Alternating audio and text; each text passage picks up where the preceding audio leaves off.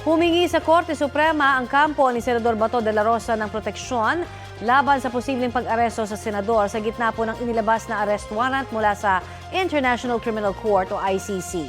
May ulat on the spot si Mariz Umali. Mariz? Connie, habang nagkakagulo nga sa Senado kahapon matapos magpakita sa kauna-unahang pagkakataon pagkatapos ng 6 na buwan si Senador Ronald Bato de la Rosa ay naghain ang kanyang mga abogado ng urgent manifestation with omnibus motion dito sa Korte Suprema.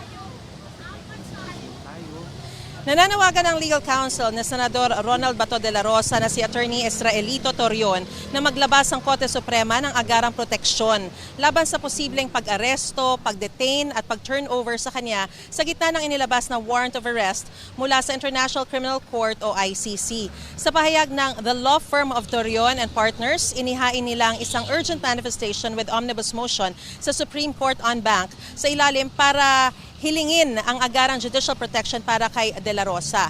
Ayon sa kampo ni De La Rosa, may umano'y coordinated 3-layered enforcement strategy ang gobyerno laban sa senador kaugnay ng mga ulat tungkol sa posibleng ICC arrest warrant kahit wala naman daw warrant na inilabas ang anumang hukuman sa Pilipinas. Tinukoy sa pahayag ang pagbuo umano ng isang 10,000-man task force ng Department of the Interior and Local Government o DILG. Ang pagpapadala ng CIDG ng subpoena kay De La Rosa para humarap sa Camp Crame sa May 14, 2026 at ang posibilidad ng pagpapatupad ng isang ICC warrant at Interpol Red Notice. Iginiit ng kampo ni De La Rosa na hindi maaaring ipalit ang mga ito sa isang warrant na inilabas ng hukuman ng Pilipinas na may sariling pagtataya ng probable cause alinsunod sa 1987 Constitution. Tinawag din ng abogado ni De La Rosa na void on its face ang CIDG subpoena. Binanggit nila ang pahayag ni DILG Secretary John Vic Remulla na hindi pa umano personal na naimbestigahan sa De La Rosa bago ang May 2026 sa kabila ng matagal ng mga paratang ukol sa extrajudicial killings.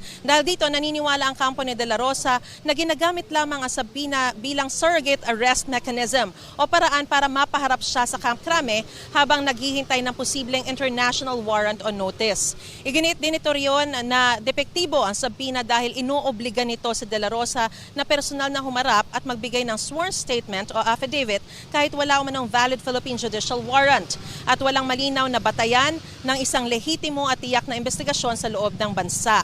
Kaugnay nito, hiniling muli ng kampo ni De La Rosa sa Korte Suprema ang agaran ngang paglalabas ng Temporary Restraining Order o TRO at writ of preliminary injunction para ipagbawal ang anumang pag-aresto, pag-detain, kaya nga nabanggit natin, o pag-turnover, paglilipat o pagsuko kay De La Rosa nang walang warrant mula sa hukuman dito sa bansa.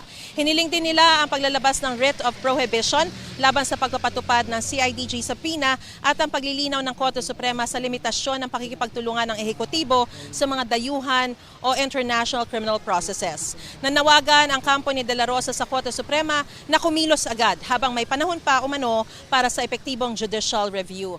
Connie, base naman sa impormasyon na kuha natin mula sa ating source mula rito sa Korte Suprema, kahit na naka-writing break ang kataas-taasang hukuman, ay magsasagawa sila ng special on-bank session bukas para talakayin nga ang mosyong ito ni Senador Ronald Bato de la Rosa. At yan ang pinakasariwang balita mula pa rin dito sa Korte Suprema. Balik sa iyo, Connie. Maraming salamat, Mariz Umali.